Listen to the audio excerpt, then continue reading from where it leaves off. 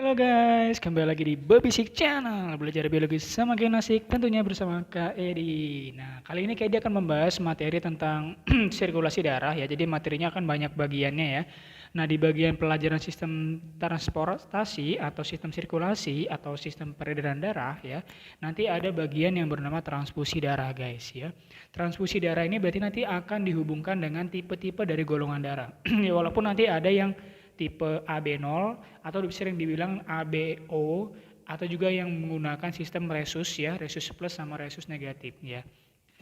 Jadi yang kali ini Kak Edi akan membahas tentang yang tipe AB0 atau ABO ya.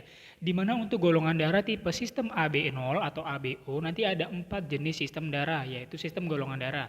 Ada golongan darah A, golongan darah B, golongan darah AB, dan golongan darah O. Nah, masing-masing golongan darah ini memiliki ciri khas yaitu berdasarkan keberadaan jenis dari aglutinogen dan jenis dari aglutinin. Kalau ada yang belum paham apa itu aglutinogen, aglutinogen lebih gampangnya itu adalah lebih tepatnya apa?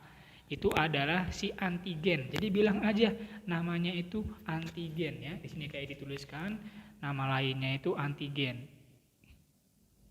Antigen yang terdapat di dalam eritrosit dia ya. Sedangkan nanti aglutinin, apakah aglutinin? Aglutinin itu adalah antibodi ya, antibodi yang nanti terdapat di mana? Di dalam plasma darah ya. Jadi nanti yang faktor menggumpalkan, faktor yang menyebabkan penggumpalan darah adalah si aglutinin. Jadi konsepnya aglutinin lah yang akan menggumpalkan aglutinogen karena antibodi akan menggumpalkan antigen. Gitu kan ya konsepnya ya.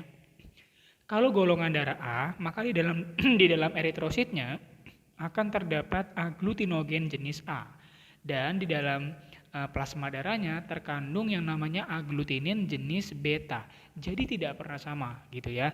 Untuk golongan darah B nanti di dalam eritrositnya terdapat jenis aglutinogen yaitu B, sedangkan di dalam plasma darahnya terdapat aglutinin alfa.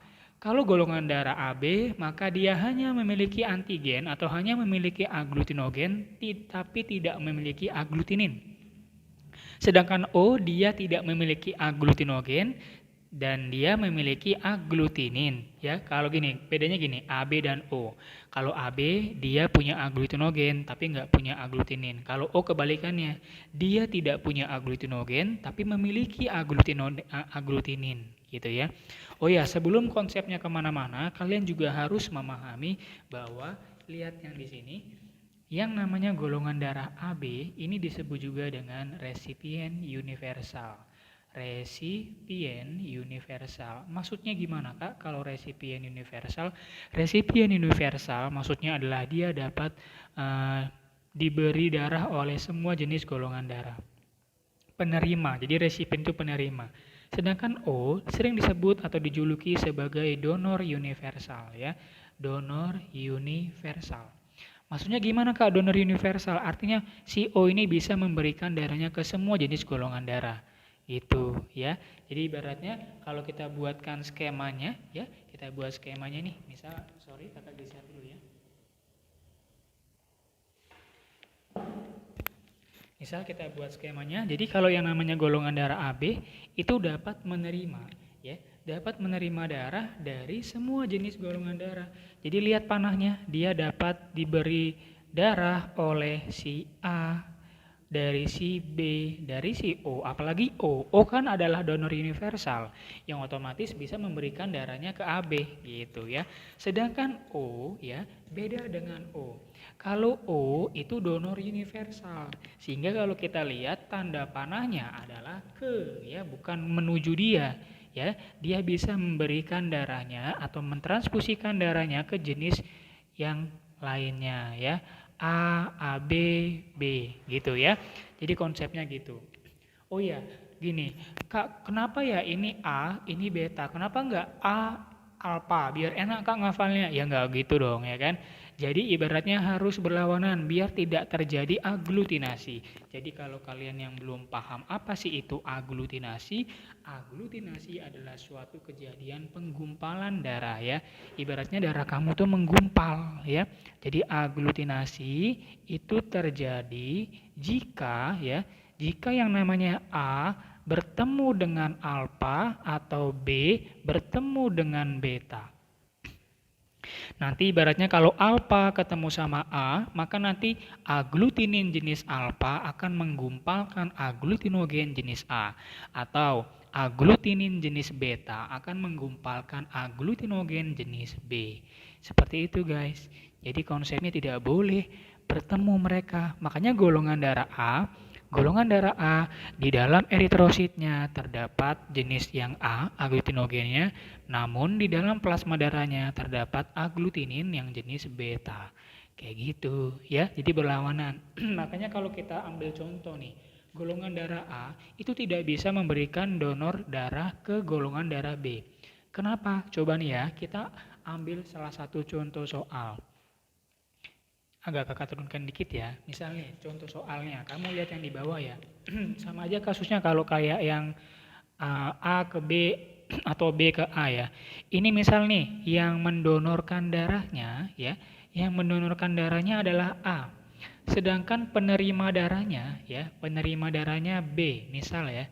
Nah, apakah yang terjadi nanti? Darah pada resipien akan mengalami penggumpalan. Karena apa? Karena donornya adalah golongan darah dari si donor adalah A. Orang yang bergolongan darah A di dalam plasma darahnya dia memiliki atau plus di sini kayak dibuat memiliki aglutinin jenis beta gitu. Sedangkan resipiennya atau penerima darahnya itu bergolongan darah B.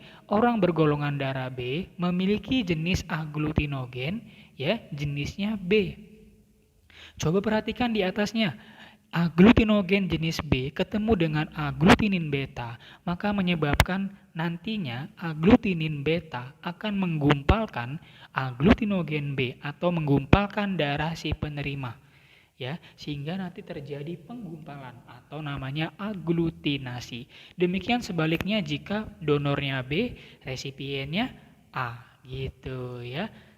Dan yang lainnya ya. Nanti setelah penjelasan video yang ini, Kaidi akan bahas beberapa jenis-jenis soal tentang transfusi darah. Yang penting kamu harus nonton ini dulu ya. Kalian semua harus memahami konsep transfusi darah. Apa itu aglutinogen, apa itu aglutinin, aglutinasi itu apa, resipien universal, donor universal. Jadi pahamin itu dulu ya.